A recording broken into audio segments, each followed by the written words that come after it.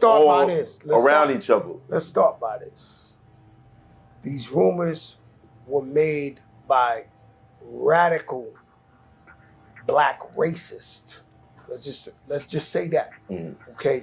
It's a group of these guys that don't want to hear Jamaican, don't want to hear Guyanese, they don't want to hear a black guy that ain't down with them. Right. Right? So their job is to criticize anybody who don't look like them or who ain't black American. Who are these guys? You want me to say their name? We're going to give them too much clout. I mean... The FBA, Foundational Black Authority, whoever the fuck these broke niggas is. Check it out, it's your boy Bush back with another one. Your boy Fat Joe, a.k.a. Cap Joe, done ran his mouth again. Speaking on hip-hop, speaking on things like that. He just visited the Mad Hopper show, and it got pretty interesting. Fat Joe has been called a lot of things in the past or whatever. You know, he tells a lot of stories. They say he exaggerates a lot. I found he does because I did research on certain stories he told. He does exaggerate. He's been on the wrong side of history a lot of times. I don't know if y'all remember the Africa Bambaataa controversy. That happened when certain people came out, you know, with their story based on their experiences with Africa Bambaataa back in the days in the 80s in the Bronx and things like that. They said they've been touched by him, taken advantage of by him in the name of hip hop. I'm talking about Africa Bambaataa. And it was a big thing, you know, in New York and I'm sure all across the world in hip hop communities. Well, one person that came out in defense of Africa Bambaataa was KRS-One, and another one was Fat Joe. Now, we all heard about Fat Joe telling tales or exaggerating. I read his book. Some of that stuff seems unlikely, but I don't know. I wasn't there. But also, there's different examples of him getting caught up in his lies. But I never really paid attention to that. But one thing I do know is he's a politician. He plays the game. He plays it well. He gets with the right people, makes the right friends, and things like that. One main reason why he denied this Africa Bambaataa allegations and KRS-One, because at the time when it was coming out, when it hit the news, there was a hip-hop situation, which was a pretty big deal in the Bronx. A lot of money invested, a lot of people involved. They wanted this to happen. And Africa Bambaataa was a big part of this, and he was behind a lot of it. He brought the history to it and everything else.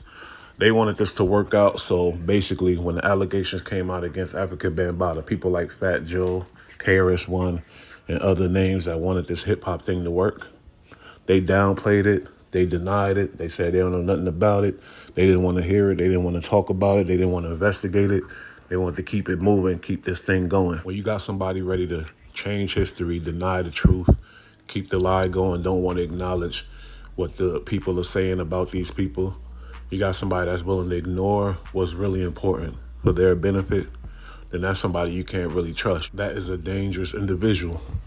So yeah, man, the museum happened. The thing died off on Africa Bambaataa. He's living his life.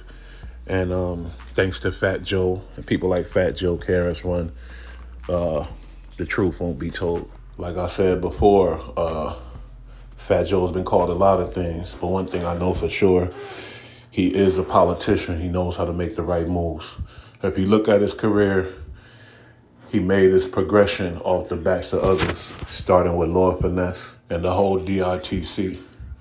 If Fat Joe didn't have these affiliations with DITC, I'm sure New York wouldn't be looking at him or taking him seriously, and let alone the rest of the world, you know.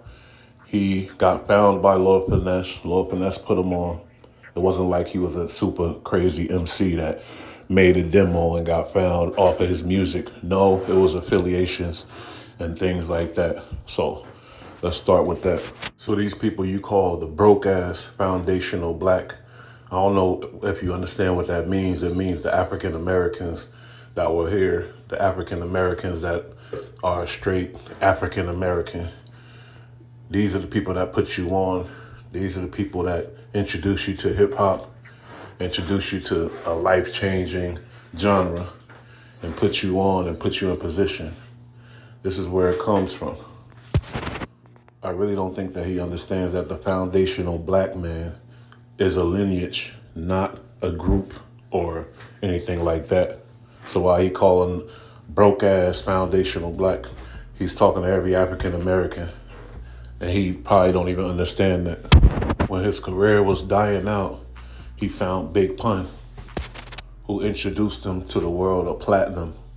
With Big Pun's success, his talent took Fat Joe to a whole nother level, took his career to another level, took him from old school rapper to current rapper. And he came with the style, he brought the mafia style, all the new shit Big Pun introduced him to, and also was writing his rhymes. And I definitely heard that Big Pun was introduced to Fat Joe by another foundational black individual. But that's just what it is. He took Big Pun, took it to the top. He's a good businessman. He made the right connections with Big Pun and formed Terror Squad. It was great. You know what I mean? They was writing for him. He found Remy Ma to have the black girl in the crew who was introduced to him by Big Pun. If it wasn't for Big Pun, there probably wouldn't be no black girl in the crew. You know, and Fat Joe rolled with it. He went with it. Due to the untimely demise of Big Pun, you know, things was really bad for Terror Squad. The whole squad broke up, this and that, you know, it was just a mess. But what's really messed up is with all that success from Big Pun, 2 multi-platinum albums, the singles, the help that he did with Fat Joe's album, he was really bringing a lot of success to Fat Joe and his label. There should be no reason why Big Pun's, widow, his wife, is struggling and suffering and got problems with Fat Joe getting money and getting help from him. And then Fat Joe comes out and just basically disses her, clowns her, everything else under the sun in public. That show you the type of character Fat Joe is. Because we all know it's a cold fact, Fat Joe would not have the success he has now without Big Pun turning him up. Now, Lord Jamal from Brand Nubians and the Godcast, cool little podcast by Lord Jamal, sparked a lot of controversy speaking on hip hop, basically saying hip hop was created by the African American and that's it. You know what I mean? It was something that we created in the inner cities, in the ghetto. So while Fat Joe was talking about your broke ass people, he forgot that hip hop started with broke and poverty. Hip hop came from poverty. But, sometimes people get blinded by their little money or whatever else. But, Lord Jamal sparked this debate on the creators of hip hop. For a long time, there was a myth that hip hop was a community thing and everybody created it. All blacks, Puerto Ricans, whites, everybody created it, and that's from the lack of respect that the African American has in the world. Basically, there's nothing that we could invent. There's nothing that that great. We can never have done that alone. So Lord Jamal disagrees. He sparked the debate. He said hip hop is strictly African American. It started with African Americans and then it branched off and became what it is now. I happen to agree with him, because I have friends, who tell me, Spanish friends from, that era. Their parents didn't want them listening to it. They had to sneak if they wanted to listen to it, let alone be a part of it. If they spoke, say, yo, man, or whatever else, they were laughed at by their family, laughed at, oh, you acting like a Moreno, you know what I mean? And things like that. It wasn't accepted. You had certain people that partaked and snuck off and did the parties and things like that. But let's not get it confused with the creators. They were participators, not creators. So yeah, man, it was a very interesting debate. I don't like how Fat Joe responded. Fat Joe had a lot to say. It was very disrespectful what he said.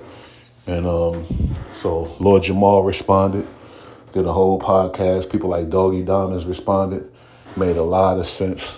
Great content, Math Hoffa had Fat Joe on his show. Math Hoffa failed to debate him or question him or question anything he say. He's just happy that he there. Math Hoffa's in it for a check. He's not in it for a great interview. It's just content he knows that people gonna watch because it's Fat Joe and Fat Joe King Capper. He gonna say some sensational stuff. So Math Hoffa failed us. But go look out for people like Lord Jamal, Doggy Diamonds, and other ones that speaking the truth. We deserve the right to have something that we created in America. It could spread and share. We share with everybody. Everybody could participate. But let's not get it confused. Hip hop was created by the African American, the fundamental black American, the African American, the ghetto boy. We already know that. Anyway, it's your boy Bush. I'm out. That was another one.